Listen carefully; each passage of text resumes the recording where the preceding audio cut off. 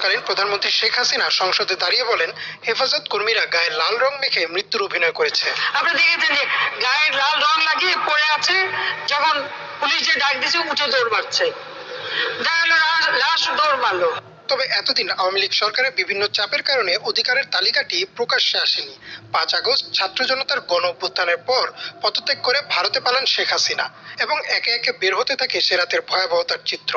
মানবাধিকার সংগঠন অধিকারও তাদের তালিকাটি প্রকাশ করে, যাতে 61 জন নিহত হয়েছে বলে উল্লেখ করা হয়।